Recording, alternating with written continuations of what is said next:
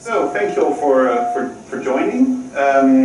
First, let me introduce myself. My name is Schouten. I've been a FreeBSD developer for the last 7.5 years. Turn the volume down a little bit. Yeah, because there's a... Is this better? Yeah. Ah, now it's good, yeah. I've been a FreeBSD developer for the last 7.5 years, even more, I guess. Is that volume? Yeah. There's also 2 volume indicators, and I don't know which one is the right one. Yeah, so let's try it again. Yeah. I've been a FreeBSD developer for the last 7.5 years. One of the first big contributions I made to the FreeBSD kernel was the new TTY layer that appeared in FreeBSD 8. After that I worked on the new console driver, VT, that's also part of FreeBSD nowadays, and also spent a lot of time getting Clang stable back in the old days. Eventually a couple of other people took that over as well, and now we're all using Clang and FreeBSD, and I think we're not looking back to GCC. So today I'm going to talk about something I've been developing for the last year called CloudABI. Yes, so this is something that I'm developing sort of part-time, 60% of the time. I'm also doing some random consulting work on the side, but I also spend a lot of the time every week hacking on CloudABI. So before immediately explaining what CloudABI is, let me first sort of give you an introduction to what I think is wrong with Unix. Well, everyone has different opinions on what they think is wrong with Unix, but these are the things, in my opinion, that are bothering me. So, in the decade that I've been using Unix, what I've noticed is that it's a pretty nice operating system. At least it's better than Windows. But there are a couple sort of flaws in there that I sort of have the feeling that are not really being fixed properly or sort of being addressed in a way that's sort of aggressive enough. And there's actually 2 different problems that I'm dealing with on a day-to-day basis. And one of them is that I think that Unix is really bad at running software securely, but I also think it's not really designed to allow for building software that is testable and reusable. And of course I now have to explain why I think that is. I mean, these are quite bold statements, and I sort of have to give a proof for this. So let's first discuss Unix security. If you take a look at, for example, a traditional use case where you're running a Unix server, and on this Unix server you're running a web server. This web server only needs to do a very small number of things. First of all, it needs to accept incoming TCP connections on which you get HTTP requests. It parses the HTTP requests, assuming there's no buffer overflow in that code and the request is properly parsed. Then it needs to open some file on disk that is typically stored within a certain directory, somewhere in the system. If that's static content, that file is just served back directly, pretty easy, but you also see that people use scripting languages nowadays, Python, PHP, etc. And those scripts, they might also sometimes use database connections. So this web server, while it's serving those requests, also needs to be able to access database connections.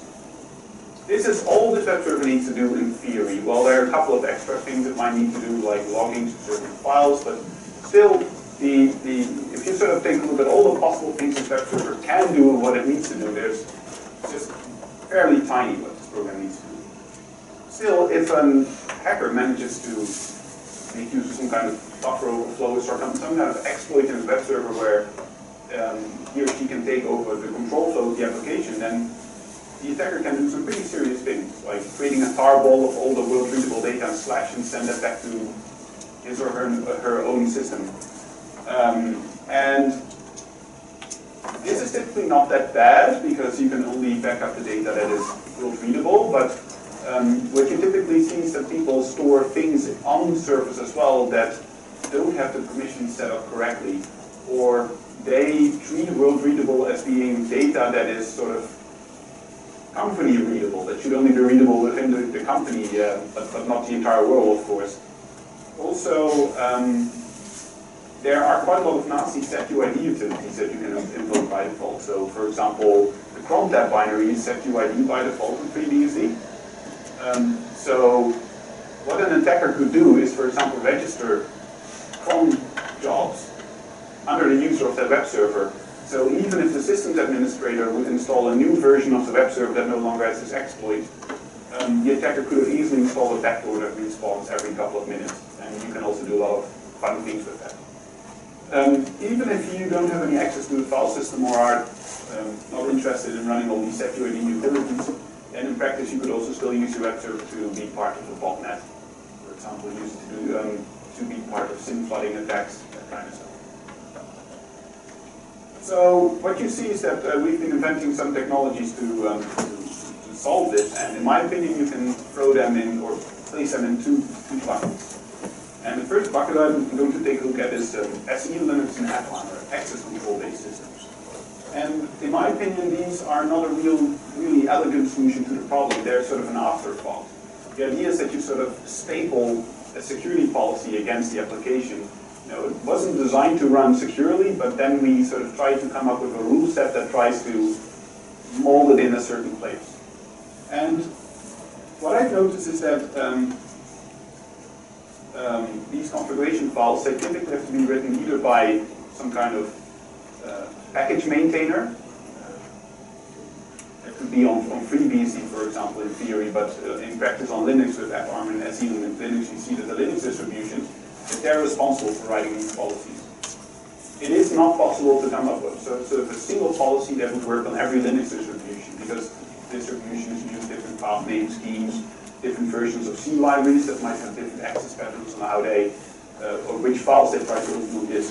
So it's really the responsibility of the package maintainers for every single distribution, or maybe even end users, to come up with a security policy. And I think that's a really bad idea, because those people, they typically don't have a true understanding of how the application works internally. They typically write a security policy that's just good enough to prevent the application from crashing, but they don't have a true understanding of what they're doing. So what you typically see is if a security policy doesn't work, say the user configures the application in such a way that it needs access to things that were not part of the original security policy, then the end user's too lazy to figure out and will just disable AppArm or disable the SE Linux policy for that service, which I think is quite sensible. There are better things to do. So in FreeBSD, we nowadays have a different technology for sort of hardening applications against these security bugs, and we're using a system called Capsicum that's been developed by the University of Cambridge, by Robert Watson and a couple of other people, some of them here at the conference. And this is a really simple technique where your process starts up like a regular Unix process, and there's no extra security policies that are loaded into memory or anything. But what happens is that the program first opens up all of the resources that it needs, and then it calls the magical cap enter system call. And once the process does this, it sort of marks the process as being locked up in capabilities mode. And what happens is that the process can then no longer open any arbitrary files on disk or open arbitrary network connections. It can only interact with the resources that that process has obtained. So you can still read and write to file scripters. You can still accept incoming TCP connections, assuming that you've already bound on a certain IP address and port number. And you can still open files underneath directories for which you have a file system. It's actually a bit more complicated, there's more to it, but this is sort of the most important thing that you sort of have to know. And Capsicum is by now already used in a whole bunch of utilities in FreeBSD, the base system. So I think that OpenSSH also uses it nowadays by default. So for their privilege separation scheme, most of the code of your SSH session is being run in the sandbox. So if there's a bug in there, then the attacker is still locked up inside of this sandbox program that's sort of separated from the rest of the system. I think that the best example of using Capsicum is always still TCP-dump.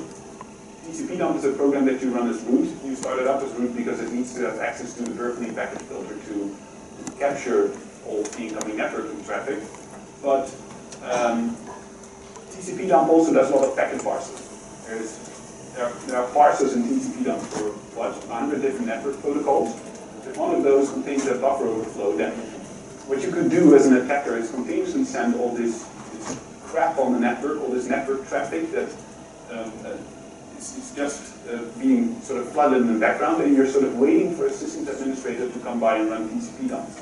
And as soon as that happens, then you can trigger a buffer overflow in a process running as root on the server, which is quite sensitive in my opinion. So with TCP dump, what happens is that they open Berkeley packet filter, then call cap enter, and what happens is that the process then only has two file descriptors, namely one terminal to the Berkeley packet filter and one file descriptor to your terminal. So it can fetch the packets from like the network link, parse them, and then print the results out to your terminal. So I've been using, late 2014 I was using Capsicum in sort of a tiny hobby project of mine that I eventually shelved like most of my hobby projects. And my experience is that it works really well. It really works as advertised. So I also think that other systems should strongly consider adopting this. It's a really elegant way of sandboxing applications. You see that on OpenBSD that they've introduced a different system called, first called Tame, and got renamed to Pledge. I do realize that there's sort of quite large differences in their semantics, but I guess it's sort of easy to also throw it on the same file as Capsicum for now, like in this one. The only thing that I experienced while using Capsicum is that it can also shoot you in the foot in some really nasty ways. So my experience firsthand is that code doesn't really like it if functionality provided by the kernel is suddenly disabled. The worst example that I encountered was in some kind of crypto library.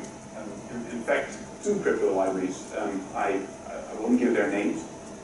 And what happens is that they first try to open DevView random to obtain entropy for their key generation. But what happens is that this fails when you're using Capsicum, because you can no longer open arbitrary files by their path names. So what happens is those crypto libraries have this fallback code in there that if the library cannot open DevView random, it will simply fall back to using get time of day or the process ID as their entropy. So you think that you're making your application more secure because you've added a cap enter call, and all of the integration tests or system tests of your application still pass, everything is good. But then a year later you figure out that after using this in production for more than a year, all that time it hasn't been using any safe entropy there. So there are some things that you can do horribly wrong when using Capsicum, and it can happen like completely unnoticed. And this same problem also applies to systems like Pledge, like Second BPF, all of those frameworks that operate by disabling functionality that are all sort of prone to this problem. You also see that other parts of the C library tend to break or cause this really weird behavior. So if you have an application that calls local time before calling cap enter, and from that moment on it will always use the right time zone, the local time zone of your system. But if you would call cap enter right before the first time it would call local time, then it would always use UTC, because the C library only fetches your time zone from disk the first time you're actually using it. I mean, these all sound like sort of minor problems you could be running into, but if everyone sort of has to figure out all of these problems by themselves when they're porting their favorite application over to use Capsicum, I mean, that's going to take like a lot of effort. So that's what I simply don't like about it. So my conclusion is that Capsicum doesn't really scale as I call it, and you see that it works really well for applications that were sort of developed in-house, have a small number of external dependencies. So you're not using some kind of library installed from ports, but really code that you've written yourself and written to use sandboxing from the beginning. But as soon as you want to take a larger application that's out there, or a larger framework, and you want to use this in an application that uses Capsicum, it's actually going to be pretty hard. So another thing I want to say about security is also sort of what I first discussed about security is that I think that it's hard to protect applications against security bugs. But I also think that Unix isn't doing a really good job at protecting the operating system from the applications that are running on top of them.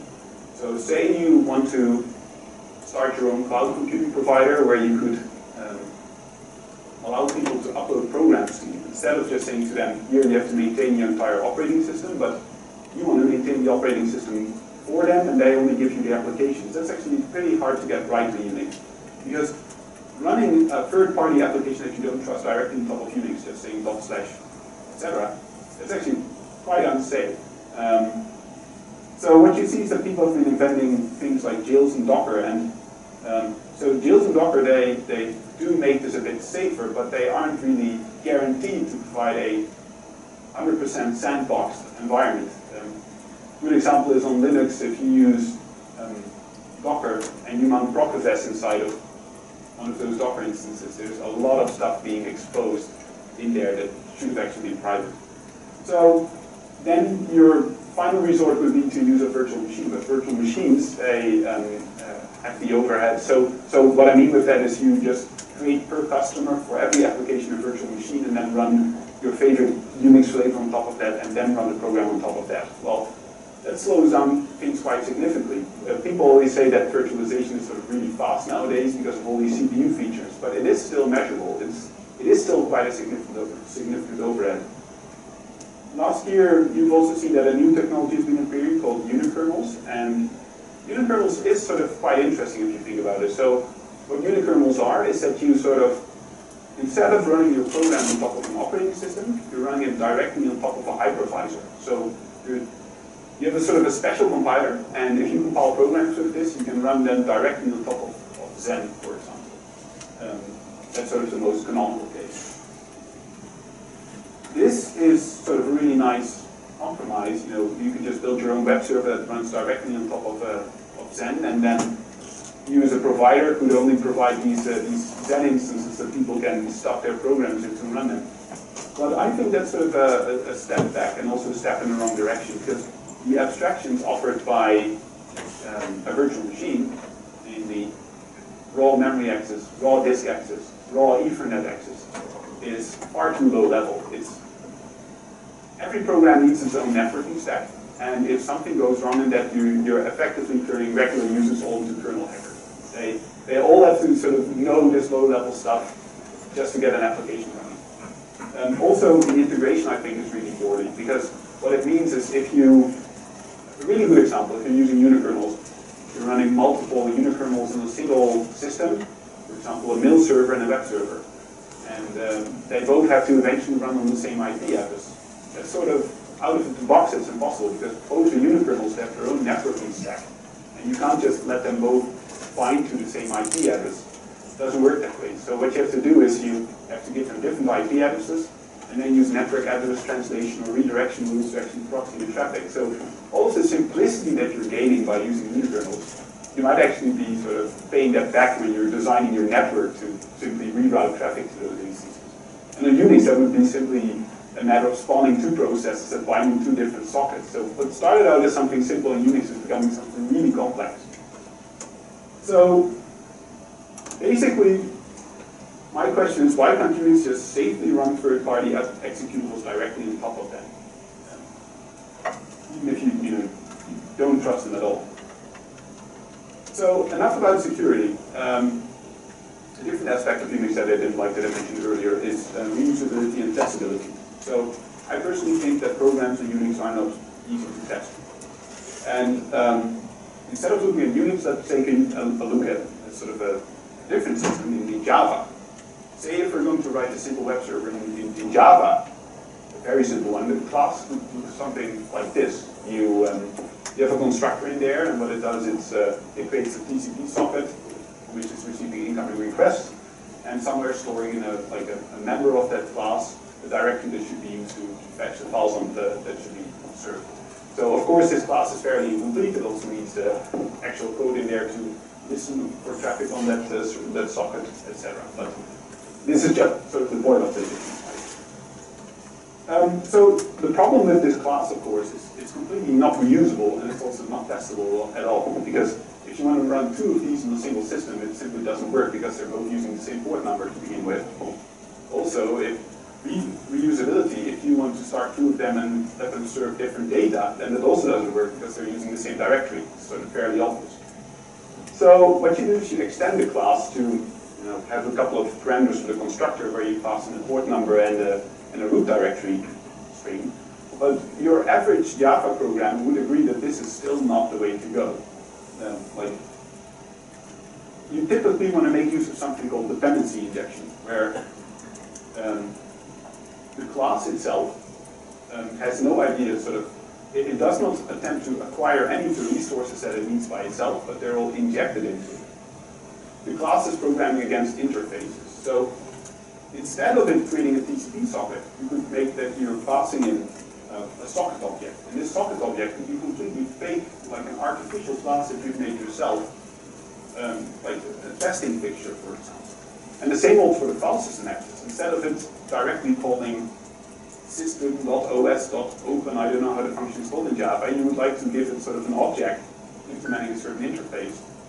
And you could just make your own memory file system just for the purpose of testing this class. So why am I sort of talking about Java now, and how does this relate to Unix? So I personally think that Unix programs are the same as sort of the first two Java examples that I gave. Either they hard-code a lot of their behavior, and if they don't, they typically have path names hard-coded in them to access certain configuration attributes. The best example that I can give is try launching two processes on Unix that each use their different set of DNS servers. I mean, that's almost impossible as far as I know, because they, as soon as you call get host by name or get editor for one of those functions, they always try to open /etc/resolve.com. So you need true file system virtualization or namespacing just to let a program use two DNS servers, and I think that's completely absurd. It should be a lot easier to. So what you see is a lot of programs, they then try to introduce workarounds for that by introducing a whole bunch of environment variables. So as soon as you want to start an application in such a way that doesn't use sort of the standard configuration of the system, then you end up passing in hundreds of environment variables just to get it right. So even if you manage to override it, what you still see is that applications, they acquire the resources on behalf of you. So in an Apache configuration file, for example, you specify the IP address and the port number on which the web server should listen. You're not actually injecting the socket into the web server. So that means that if you want to create this TCP socket that your web server uses with custom socket parameters, for example, you use different timeout parameters, or like you want to tune the TCP sockets different buffer sizes, then as soon as you add an option for that to the networking stack, you also need to extend the web server to have a configuration attribute where you can set this up correctly. So we're making a complete mess out of all of these applications, adding a whole sort of baggage to it of all these configuration and tuning attributes that could have been solved by just injecting the dependency into the application. And I think that this is a double standard compared to how we do sort of modern programming in, for example, object-oriented programming languages. So I just want to briefly demonstrate that you can actually sort of write a testable, reusable web server if you want, by just making the application use a TCP socket that was already created and is provided file descriptor 0. But this is sort of a paradigm that you almost never see in Unix. I mean, with inetd, it's the case that your program gets started for every connection, and it already has a sort of a single connection that it can use, but it's almost never the case that you pass in sort of a bound socket on which you can receive incoming connections. So, enough about what I think is wrong with Unix, because I've already been talking like 20 minutes about this. So, now I'm going to explain what CloudABI is. So, you might have already guessed it. It's sort of a new UNIX-like environment where you sort of try to solve these issues. And in a nutshell, you can think of CloudABI as being sort of a POSIX-like runtime environment that uses Capsicum, and all of the things that conflict with Capsicum that are removed entirely. So as soon as your program starts executing, like the first instruction that it runs is already running in this sandbox mode. There is no to state where you first acquire the resources and then go cap enter. You're already sandboxed. So by removing all of the APIs that conflict with Capsicum, we break a lot of stuff. A lot of code doesn't compile anymore. But my observation is that this actually makes it easier to port software over to run in such a sandbox environment. Like the crypto library I was talking about earlier. That open call, where it tried to open dev random, that will now throw a compiler error. And That's annoying, but it makes it very easy to fix, because then you actually know where the problem is. Instead of having it like a runtime issue, it's already a compile time problem. So you just open the editor, change that call over to arc4random buff that doesn't have any dependencies on opening files in the file system namespace, and it simply works. So it takes more effort to get stuff to build, but that time is easily paid back if you sort of see how long it takes to debug the program to get it working. So I've also noticed that this makes it a lot easier to write testable software, because programs say it's a lot harder for them to now hard code behavior in them. They cannot just open a TCP socket to fix hosts on the network. They can no longer open a fixed file on the file system. So a lot of people, they when I sort of show them this slide at conference, they say like, yes, but that sort of removes a lot of functionality. I mean, if you remove all of those features, not being able to make a TCP connection to a host on the network, that breaks a lot of stuff. But I think it's important to keep in mind that this is sort of symbiosis, not assimilation, where this is not replacing Unix entirely. This is a separate runtime environment that runs next to it. So these processes, they can also work together to get all the things done. So if you need to open a connection, you can still use a traditional Unix process that does it for you. And then, for example, passes that file descriptor over to CloudABI application. And I've got an example of that a couple of slides further. So, very short, what can a CloudABI application still do in this environment by default? So, can allocate memory, can call malloc, for example, can create pipes, socket pairs, and shared memory. Because all of those objects, they don't have a system-wide visible behavior. They're just these anonymous objects that you're creating within your application. They do eat up memory. That's slightly annoying, but in principle, they don't have a global impact. You can still spawn threads, and you can fork your process, so do more computing, and you can still interact with clocks. Get the time of day. You can't change the clock. You can't set the clock. You can also still fetch random data, but you can't open arbitrary files from disk, create network connections, or send a kill signal to a random process in the system, for example. So additional rights are granted in the form of file descriptors. So as with Capsicum, file descriptors to directories gives you access to parts of the file system, and with sockets you can either perform outgoing or incoming network connectivity. And on Unix, you can also pass file descriptors through Unix sockets, and that's also quite a powerful construct. So you could, for example, have all of the actions that you want to do in your CloudABI application but are not possible, that they're done by a traditional Unix process. It creates a file descriptor for you and then passes it on to you while you're running. So that's a quite powerful construct. So to compensate for the fact that you can't kill arbitrary processes on the system, just like Capsicum, I'm using process descriptors, where you have a special fork system call. It gives you a file descriptor for your child process. So what happens is, as soon as you close that file descriptor, the process on the other side is also immediately shut down. It's killed and being shut down. So the nice thing about this model is that it's also impossible to leak child processes. So if you sort of shut down the outermost process, then immediately all of the process descriptors that it has are closed, meaning that all of its child processes are automatically being garbage collected as well.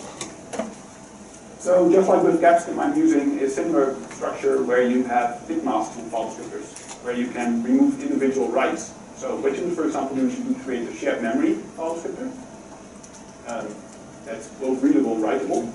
You store some data in there, but then what you do is you duplicate the file descriptor and remove the write bit from that. So now you have two file descriptors, one that still allows you to write in this piece of shared memory, and one that only allows you to read. And that second file descriptor you could, for example, pass it on to another process. So it's actually a really useful feature to have this. So here are sort of two examples of simple CloudABI processes. So the web server, again, now you have a simple process where it starts up that it needs a tag of file descriptors to function properly, namely a TCP socket for incoming requests, a read-only file descriptor to the directory with the files that need to be served. So if an attacker manages to take over this web server, and he still cannot write into the web server's root directory. And you could, for example, create an append-only file descriptor. So the only thing that you can do in this file descriptor is called write and nothing else, and you can set up an append-only mode. meaning that an attacker cannot like seek back into the log file and overwrite log entries that were written when he was sort of trying to exploit his web service. So if this web service is being exploited, then the sort of the possibilities for this hacker are like a lot less than on a traditional Unix system. So to give you another example of sort of this symbiosis that I was talking about earlier, a C++ compiler, for example, you could also write this using CloudABI, where almost all of the code is running inside of a CloudABI process. But you sort of have a compiler front-end application that if you invoke it just like a traditional Unix compiler, that it sees the file names that you pass in on the command line, opens those for you and passes those on to the CloudABI sandbox process. And then you could relatively safely compile arbitrary code that you don't trust. I mean, compilers are so incredibly huge, there's also a fair chance that there are exploits in compilers where you can come up with a piece of code, and if you compile it, then you could have like a backdoor being started on your system. And that could also even be sealed off of this. I thought it was like a funny example because it really shows the cooperation between traditional Unix and CloudABI processes. So CloudABI is incredibly complex. It's a truly separate environment from the standard FreeBSD runtime, for example. So it has its own system call table, and it only has 58 system calls, and most of those are not that hard to implement. So what this allows us to do is add a tiny compatibility layer to existing operating systems out there. I mean, they need to be adjusted to support things like Capsicum anyway. And then we can compile a program once and then run it on multiple operating systems without any modifications.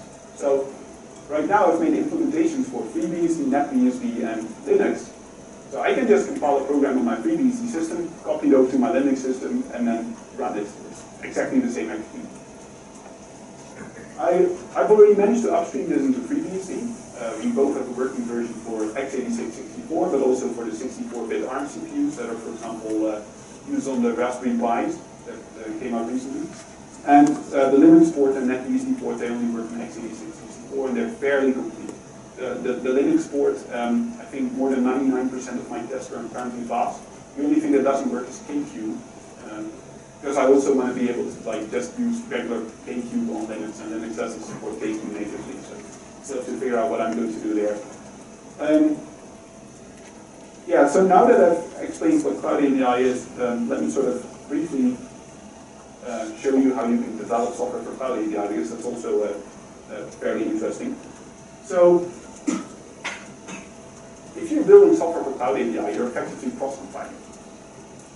And my observation is that cross-compiling is not an easy thing to do. Some build systems, they try to make it easier, like AutoComp, and in fact they are not even that bad at providing this ability to cross-compile software. With systems like CMake, they only added that later on. I think they only added support for cross-compiling a couple of years ago. And the way you have to do that is completely different from how you do this with AutoConf, and also a lot harder. You have to manually specify things over and over. So having a cross-compiler from CloudABI on your system is nice, and I mean it's good enough if you're sort of compiling your own applications that you're writing in-house, but as soon as you need an external dependency for your application, then it's going to be quite tricky. Also to make things worse, before I started working on this, so AutoConf has an explicit list of operating systems that it supports. And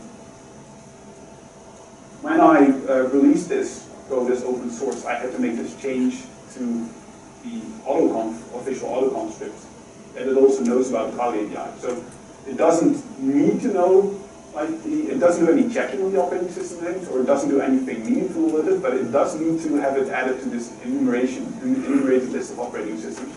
Otherwise, if you try to compile something for CloudABI, it will simply say, sorry, this is not supported.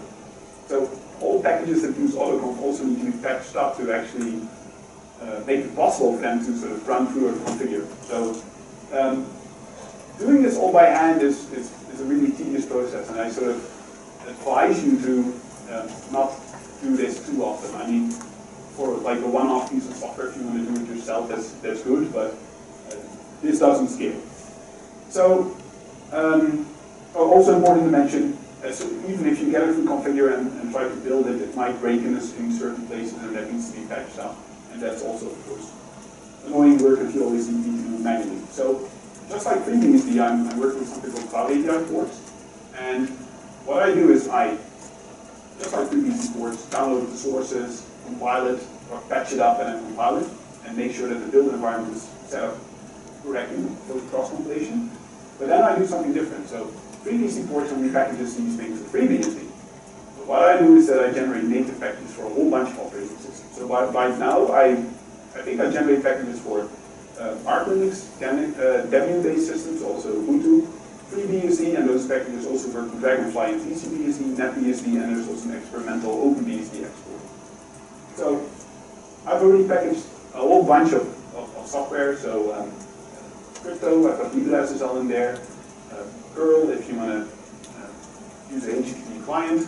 I've also have libevent, so if you want to use a HTTP server in your application, you can also just use libevent for that with its HTTP module.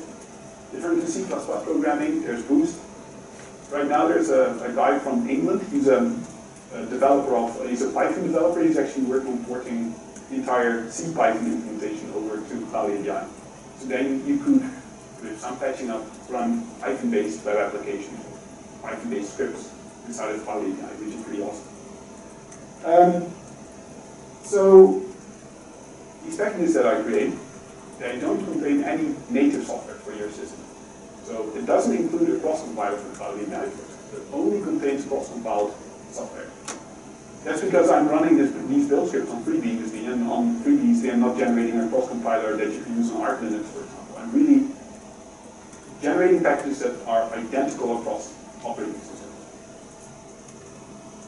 So here I want to show you how you can develop software on FreeBSD for CloudABI. It's actually fairly simple. So first, you install a package called CloudABI-toolchain, which is part of FreeBSD's workstream. And this installs a copy of Clang and bin utils that you can use to build CloudABI software. Fairly easy, just one command and you're ready for working compiler. But the problem is this compiler doesn't ship with any libraries. So you can't use this to, for example, compile a Hello World application because there's no C library installed in the system. The C library is provided by CloudABI. So the next couple of lines that I show on this slide show you how you can add the package mirror that I've built to your configuration of FreeBSD's PKG. And as soon as you add the configuration and sync the repository, you can now install a package that has a somewhat longer name here, x86-64 unknown CloudABI CXX runtime. I know it's a fairly long name, but there's some structure to it. So all of the packages are prefixed by like the cross-compilation target name, x86-64 unknown CloudABI, and CXX runtime is just a package that installs C library, standard C++ library, C runtime libraries, exception handling libraries, etc. So it doesn't even matter which architecture you're on. Even if you're on the Spark or a Mix, you can always just install this package and you get a C++ runtime for x86 CPU. So cross-compiling for different hardware architectures is also fairly easy. You know, just add this mirror and you can install these packages. So I also have packages for ARM64 in there. So once you set this all up, then you can safely compile any C++ program that you want to experiment with. So now that you've developed your own CloudABI program, you likely want to run it on your system, of course. And that's there's also some special things with that I want to explain. So let's take a look at a very simple Unix application that I've re-implemented on top of CloudABI, namely ls. This ls is slightly different, namely it doesn't, well, it's fairly restricted in what it can do, of course, but it also cannot open files that you provide, or list directories that you provide on the command line. It assumes that you provide a directory on file descriptor 0, and the output is printed to file descriptor 1, standard out. So it uses standard in for the directory, standard out for the terminal to print all the contents. So instead of using open there on dot, what a normal ls would do, if you run ls without any arguments, it opens the dot directory and fetches the entries. This implementation calls fd open there. That's also a function that's part of the latest revision of POSIX. And then it calls read there on it to extract the directory entries. So this application actually works. If you compile it, you can run it this way. you first compile it, then you need to load the kernel module that's providing CloudABI support. That's part of FreeBSD 11, the snapshots of the last couple of months. And then you can run ls, but instead of providing a directory to the command line, you have to run smaller than /etc. So you're providing the directory standard in. And this works, so this prints all the directory entries in there. Of course, it doesn't sort things by name, it doesn't show any attributes, but it's just as simple as that. So this works, and for like a simple tool like ls, this works. But if your application becomes really complex, there's no way that this will ever work. I mean, starting up a web server and providing it 20 sockets and for all the connections it needs to listen on, and maybe if it's a larger web server where you have 50 virtual hosts or something, that you then need to provide 50 of those file descriptors as well. I mean, invoking a program like that on the command line is going to be madness. The shell is simply not designed for that. Also, the shell doesn't allow you to create socket solutions or binding sockets. Bash allows you to create outgoing TCP connections, which is already an extension, but POSIX shell doesn't allow you to create sockets at all. So another problem is, how do you know you get the ordering right? The program somehow needs to be informed about the layout of the file descriptors, and that could, for example, be specified on the command line with command line arguments or something like that. But like the results are devastating if you get that wrong. If you sort of in the configuration say that like file descriptor 13 corresponds with a TCP socket and it eventually corresponds with a log file, then that's going to be messy. So don't do this. For an application that's larger than ls, don't build it in the way I've shown you. Or simply never do it like that. That's maybe even better. So what you also lose is the possibility to configure an application through a single config file. You look at Nginx or Apache, it's one big configuration file that has all of the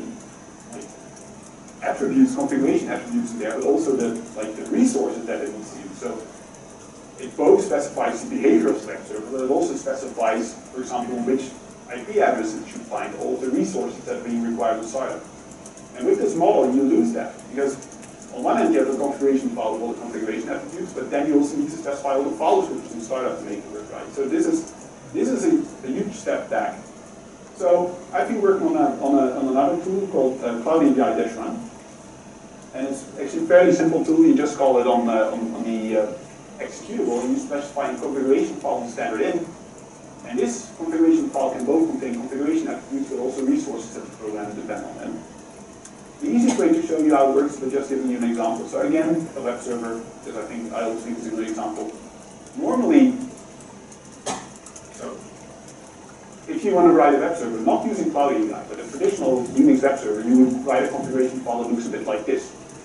This is a configuration file written in YAML, where you specify, for example, the host name for the web server that's printed in error messages or log entries, etc. You would specify the number of concurrent connections if the process ends or starts up a thread pool, for example.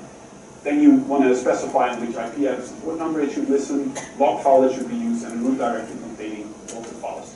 So with CloudABI-run, what I'm doing is I'm making use of a feature in YAML. A lot of people don't know that YAML is actually a typed language. I'm making use of this typing to declare which of those entries in the file are actually resources that need to be acquired. So what I'm doing right now, instead of just saying like, listen on this IP address and port number, I'm saying listen on, and then over here I'm saying this needs to be a socket. This is not a string. This should be substituted by a socket. So CloudABI-run runs over this file, parses the YAML, sees all those type tags, and then replaces it by the file descriptors. So eventually you end up with something like this, and this is what's being passed on to the application. So the application has no idea on which IP address it's going to listen. This is all being done by CloudABI-run for you. And then you only just get like this data together with a whole bunch of file descriptors. And these are the only file descriptors that end up in the process. The rest is all closed automatically.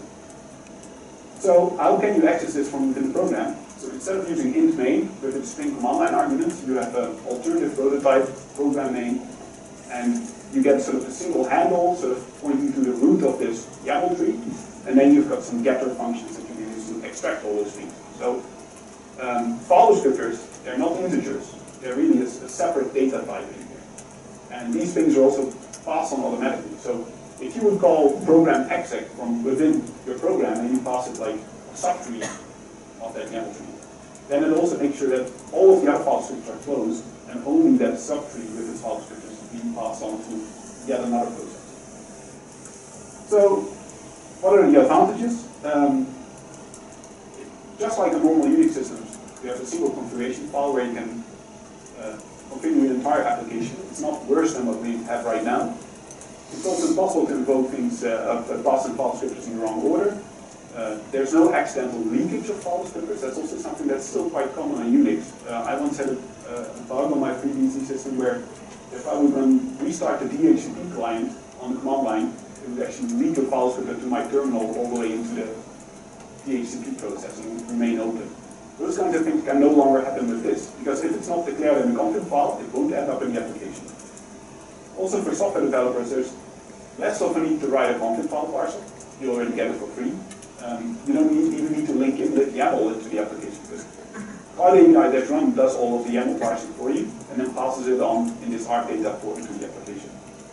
And also, you require less startup code in your application, because the process starts up and all of the resources are already there. So now in the last -1 minute that I have, I very briefly want to talk about what are some use cases that I foresee of the system. So one of my previous employers, they built a firewall / spam filter appliance, and this spam filter that they used, that was a binary blob that they bought from some kind of company. I mean, nowadays I might be using something completely different, but back then, lots of years ago, they were still doing this. Such a spam filter typically has quite a large attack surface. Even though if you sort of look at it as a module, it's really simple. It's a black box. You push an email in, and the only thing it needs to say is this is spam or this is not spam. It's, string goes in, Boolean comes out. That's basically what a spam filter needs to do in a very simplified way. You could model something like this as a CloudABI process, where you just make a process that processes it and then returns a value or something like that. And this is a lot more secure than what they had running, at least. I mean, the spam filter that they were using, if there's some kind of buffer overflow in there, the entire security appliance would just be like an attacker could just do anything as the user that was running the spam filter. And also with network appliances, an interesting use case that I also discussed with someone some time ago. He was working on a sort of networking security appliance. And they also wanted to allow customers to come up with these custom packet filters, custom rules for matching on packets. Well, this is also something that a customer could in theory provide in the form of a CloudABI process that sort of does matching on packets and then returns whether they should be let through or discarded. So it makes it possible to come up with all these sort of environments where people can just throw a program to you, you can safely run it, you can embed it into your application, you can sort of add scripting support to your application, but it's not a scripting language, it's a native language, but it has no impact on the security of the system. So, enough about embedded appliances. Another thing I've been thinking about, what's really awesome about this setup is, because you know the dependencies of all the applications, you can do some really interesting things when you're running a lot of applications at a larger scale. So typically, if you look at Kubernetes, Google's cluster management system that they released some time ago is open source, processes that you start up, the cluster management system doesn't know anything about the dependencies that the process has. So you could say to Kubernetes, okay, spawn 10 database servers and spawn 20 web frontends. But Kubernetes, because it has so little information about the processes, I easily decide to spawn all 10 database servers in one data center in Europe, and then the 20 web server processes in the data center on the other side of, I don't know, here in Japan, for example. It does not know anything about the processes it's spawning, but because the cluster management system now knows all of these dependencies, it can make some really smart choices when it comes to locality. So it can say like, oh, these database servers they use, or the web servers they use a database server, I better just run them really close to each other. It makes a lot more sense. Also, for example, if all the database servers are down, then the cluster management system can decide to not start up web servers in the first place because they don't have a database backend to connect to. So that's something interesting I sort of want to experiment with and see what kind of nice tricks you could do in the area of systems administration and cluster computing with the system on disk. So also another interesting thing is Google App Engine is an existing web framework by Google, and what it allows you to do is you write a web application in Python or Java or Go, you give it to Google and Google runs it on their infrastructure. The problem is that you can only use these programming languages and no other ones, because they have to be certain that these programs can't leave the sandbox that they set up. And if you would just be able to provide a native Linux executable to them, it would just break their security modes entirely. With CloudABI, you could also allow people to run those programs on their system, and then it could be written in any language. They no longer have to support these 3 core languages that they have. They could just say, like, okay, just make sure you compile it as a CloudABI program and rerun it. It could be written in any language if a compiler for such a language exists. So, yeah, these are just sort of some things looking ahead. I mean, in a nearby future, you can already start using it and, hack around in your Unix system and write any application you like, but these are sort of some more complex things I can think about. So this is all I want to say about CloudABI. Here's like a couple of useful links. First of all, there's my company's website. So CloudABI is provided for free, but my company is specialized in providing support on CloudABI for the first, but also helping you porting software over to CloudABI, which is also, if you have a lot of knowledge about CloudABI like me, that goes a lot faster than trying to do it on your own, of course. And also like giving courses and that kind of stuff. I mean, before I started work on this, I was also a lecturer at the University of Applied Sciences, and that's also something that I want to do more often, stand in front of a group of people and I can explain all these things in more detail.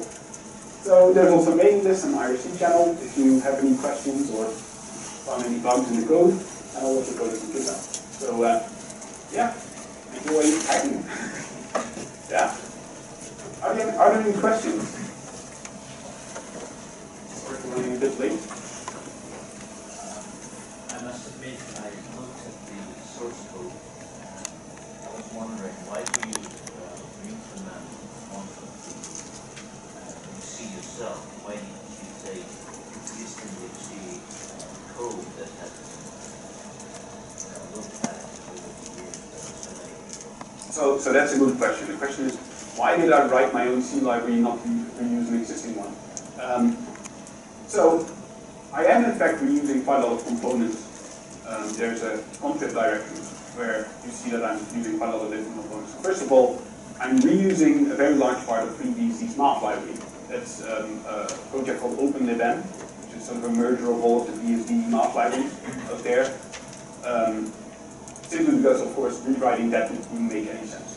I'm reusing JE-malloc, because writing my own memory allocator would also be a waste of time. I mean, FreeBSD spend a lot of time coming up with their own one that's really good.